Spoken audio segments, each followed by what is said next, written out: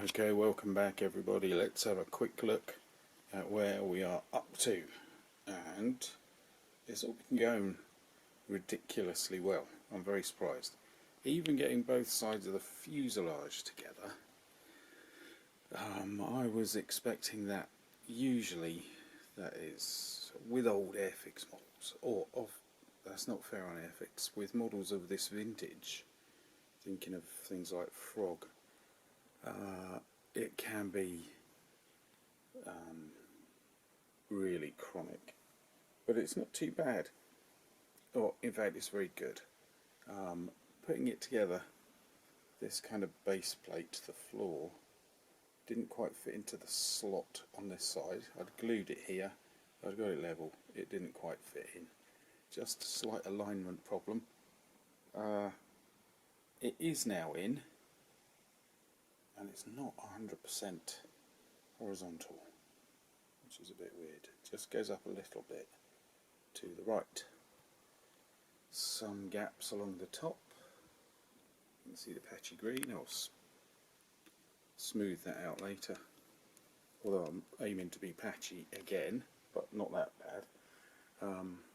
And gaps I'm going to leave for our learning purposes, and quite a big crack there, despite the fact that both sides are together, which makes me think that the mould was getting tired by the time this one was manufactured.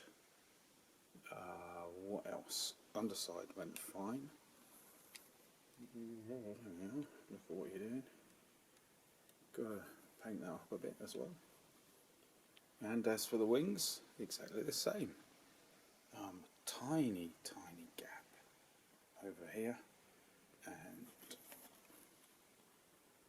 probably the worst one is that one. You can see there's like I thought I'd cleaned all that up and there wasn't a problem, but somehow there's a bump, and it's just not quite. It's all just the gaps are quite big, despite the fact everything's in the right place. It's much smoother on this one. I prefer that. I do not know what that bump is, because like I say, I've got everything sorted, so unless I picked something up in the glue, I do not know, cannot comprehend what is going on. Underside, well, bit of rough painting in there. Given that they're flat chasms, I'm not too worried about things.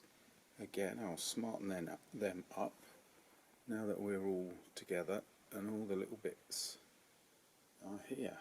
And we've got these kind of exhaust jobbies. And that is that. Let me see if I can get the wings on. I haven't done that yet. Who knows how this will go. Usually there's one that fits beautifully and one that doesn't. There we go. Oh. That's the sound. That's terribly unfortunate. So yeah, bit of glue, bit of support, and a bit of repainting. So, like a further coat. Not that anything has not gone to plan. So what are we doing now? We're going to do a quick bit of compare and contrast, as you do at school in exams. So there's this. And this is exactly the same scale, but an enormous box. Quite a few parts more, remarkably, in this much later machine. A little bit more specific about type A5, and as usual, tempting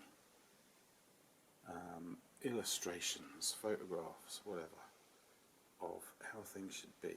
Oh yeah, I know I've done an enormous red tail, and just one half of it is usually red, but I have seen pictures of them with the big red tail, and I like red.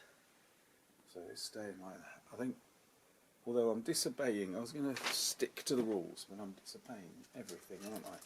So anyway, and that's what we get in the bag. there are a lot of parts, but it's not too mad.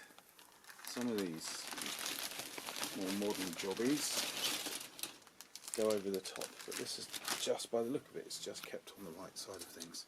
What I really want to compare and contrast is a fuselage, and I should have done this a lot earlier, before I've got the two sides together, but wow, these things happen. And now I've put the wings on.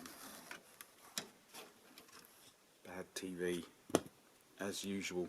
Right, and there it is. Let's just kind of match.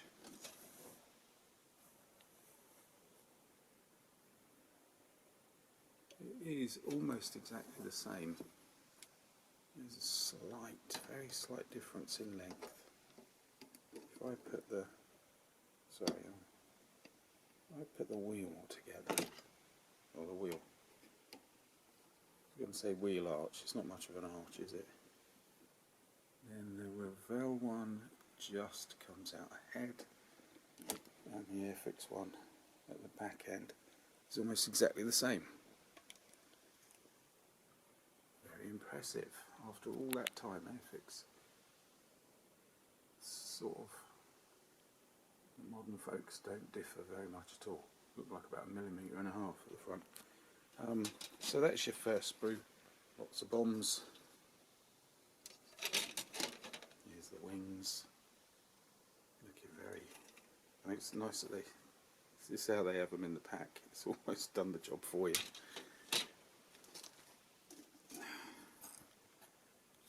Tailplane and lots of lovely little bits and pieces. So far, I mean, it's crisp and clear, which you'd hope for, but that is nice to see when, you know, it can be an issue. Tiny bits. This looks like the back end of the bombs, the squares there. Lots of detail in the bomb bay. So now I'm thinking, oh, I've done the wrong thing, haven't I? Because I was going to have the Airfix one with the bomb bay open, and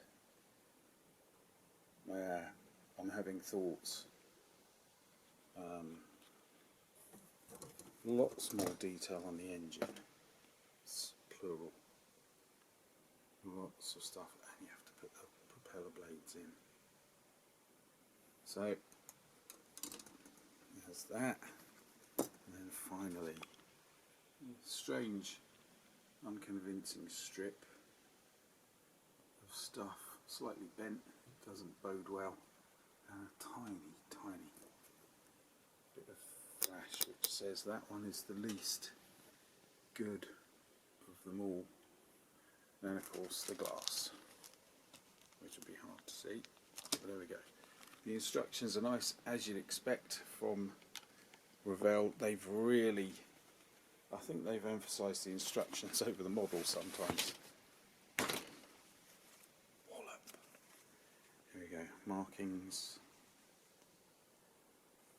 Lots of tiddlers, and the painting instructions. They just give you two types. Sometimes it's mad and you get loads, but just two. Not a great deal of variety, but it doesn't seem as if there was. And I do enjoy these instructions because of sort of the attention to detail and the respect for the modeller. Although my favourite always are the very old Airfix ones, where it's only about 3 boxes and everything, all the parts are just like they're exploding out of the centre. But this is good. This looks like they've looked at Haynes manuals and thought, yeah, we're going to have to buck up, take a leaf out of their book. So that's what we've got. That's how it is in the new world. That Bombay's making me think maybe I do this one. Oh look, a bit of flash there. That's funny, Watson. And a bit there. So 1 or 2 of them have got, luckily not too much on the actual part. Yeah, a very good bomb bay. And yes, I'm now thinking. I'm thinking very hard. I'm thinking, do I do this in flight mode? I do that one parked. I don't know. The Airfix one, I feel like the Airfix one needs to be as it, you know, in its fullest. Yep, I'm going to go away and have a good think. Right, I'm wasting your time now. Thank you for watching. Hopefully you'll come back to see how things go. I won't be making this one anytime soon. But it will be fun to actually compare the two in the long run again. So it shouldn't be too far off. And I'm going to let you go and I'm going to have a sit down and a think. Right, thanks for watching. See you again soon.